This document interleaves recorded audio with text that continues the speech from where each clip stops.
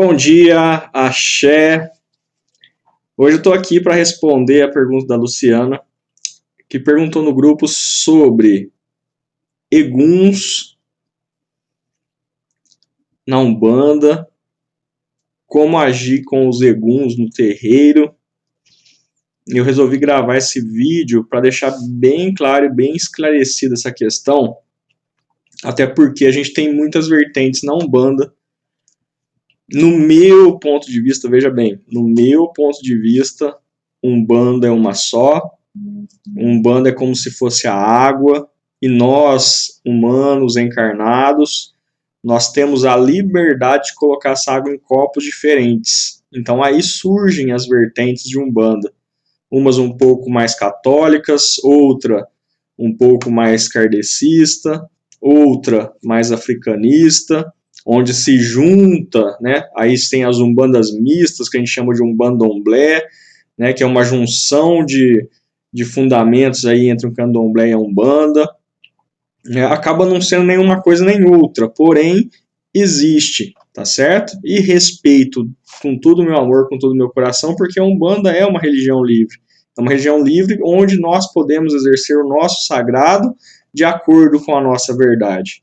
Então, respeito a todos, né? E de coração mesmo, sabe? Acho tudo muito lindo, desde que se faça só o bem, porque a Umbanda é religião e, por ser religião, pratica única e exclusivamente o bem, tá certo? Isso tem que deixar claro e é chave, tá bom? Mas vamos lá. Eguns é uma palavra, um termo que a gente não costuma usar na Umbanda. Vamos aqui separar agora, tá certo? Vamos separar Umbanda, Umbanda, tá certo? E Candomblé, tá certo? Então vamos separar, vamos deixar o misto de lado nesse momento para explicar essa questão, tá certo? Então, eguns, na Umbanda, a gente não costuma usar esse termo. Por quê? Porque eguns é qualquer espírito ou alma de desencarnados que venha se manifestar. Ou seja, eu posso dizer tranquilamente que um preto velho, um caboclo, todos os espíritos que tiveram uma reencarnação, um processo reencarnatório assim como nós e se manifestam no terreiro, é um egum. Parou para pensar nisso? Então, pela lógica, nós não utilizamos, porque nós manifestamos eguns no terreiro, diferente do candomblé. Então, vamos deixar os mistos de lado, tá certo? O candomblé, tá certo? Ele manifesta orixás no terreiro, que trazem o seu axé através da dança, dos pontos cantados. Quem faz a consulta é o pai de santo, através do jogo de búzios, tá certo? E não tem manifestação de entidades, assim como na Umbanda. Candomblé, deixando o misto de lado. Se fosse um bandomblé, aí tem essa mistura, onde se confunde muito. Né? Principalmente quem está começando, há uma confusão, porque não estudou ainda, não sabem as diferenças, tá certo? Então aí se cria uma confusão, tá certo? Então tem muita gente que frequenta o candomblé que é misto, e tem incorporações de orixás, de guias, enfim, há uma mistura, então aí gera-se uma confusão, e mesma coisa na Umbanda que é mista, gera-se uma confusão, tá certo?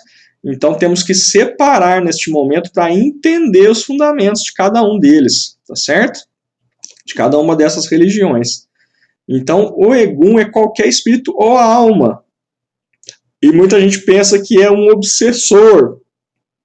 Muita gente pensa que é um quiumba, um espírito negativo. Não, é qualquer espírito, qualquer alma que se manifeste. Então, tranquilamente, todos os espíritos guias que tiveram um processo reencarnatório, que se manifesta no terreiro de Umbanda, por exemplo, pode ser chamado de egum. Olha só. Tá vendo?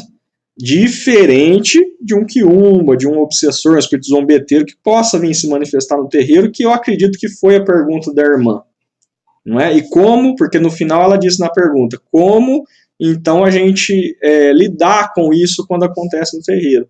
Então aí a gente está falando de um espírito zombeteiro, a gente está falando do obsessor, a gente está falando de um quiumba, tá certo? Um espírito que está ali para transtornar aquele momento e consequentemente, ele foi autorizado a entrar no terreiro.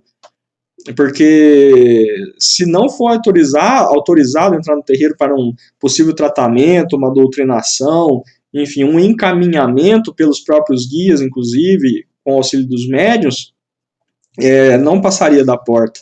Não passaria ali daquele aval dos guardiões e das guardiãs. Tá certo? Então, isso eu quero deixar bem claro para vocês. Eguns é qualquer espírito ou alma que se manifeste. Então, na Umbanda a gente não usa porque a gente manifesta esses espíritos. No Candomblé se usa porque não se manifesta. No Candomblé, Candomblé. Tá certo? Tem uma pulseirinha que o pessoal costuma usar na praia, no tornozelo, que tem um búzios ali. Vocês conhecem? Aquilo ali se chama Contregum. Quase ninguém sabe disso. Só o pessoal que é do Candomblé mesmo, né? Alguns umbandistas que estudaram um pouquinho aí sobre as diferenças vão saber. Né, o pessoal usa por ornamento mesmo, né? Usa sem estar ali consagrado, sem estar cruzado aquele item ali, né? Compra por beleza, né? Para usar mesmo na praia ali. Né? E aquilo ali é o Contregum. Quando ele está consagrado, quando ele está cruzado lá no Candomblé, o que acontece? Esse Contregum ele é para afastar esses eguns. Porque no Candomblé não se usa, né, essas almas, esses espíritos que já passaram por um processo reencarnatório. Lá se manifesta os naturais dos orixás. Né? Se manifesta, a consulta é com o Pai de Santo, através de jogo de búzios. Tá certo? Então é diferente, são religiões distintas, diferentes. Tá bom? Que às vezes tem essas misturas, que são os umbandas mistas ou os candomblés mistos, né? Que também conhecemos por umbandomblé, por exemplo, né? Um dos nomes carinhosos aí dados a essas umbandas e candomblés mistos aí, repetindo que respeito com todo o meu amor, com todo o meu coração, né? Então, se você faz parte de uma umbanda ou um candomblé misto dessa forma, aí você tem que se inteirar de toda a regra, de toda a ritualística dentro do seu terreiro, né? Para não haver confusões, tá certo? Separar as coisas para não haver essas confusões, tá bom? Então, para vocês verem, né, aquele ornamentinho lá que muita gente usa é um Contregum, olha só, né? E partindo para a segunda parte da pergunta, então, como a gente lida, né, não com Contregum, tá bom? Lida com obsessores, com quiumbas, com espíritos zombeteiros que, por suas vezes, possam entrar ali no terreiro, né, e tentar causar uma desordem. Então isso aí depende muito dos dirigentes do terreiro, depende muito das regras do terreiro, depende muito dos assentamentos, das firmezas, do processo da gira do terreiro, tá certo? Então é muito variável, tá certo? Até é difícil eu falar como lidar, porque depende muito de como acontece essa gira, né? Então lá no terreiro que eu atuo, por exemplo, é muito raro acontecer, muito raro. A gente tem assentamentos, firmezas muito bem assentadas, uma corrente firme, regrada, disciplinada.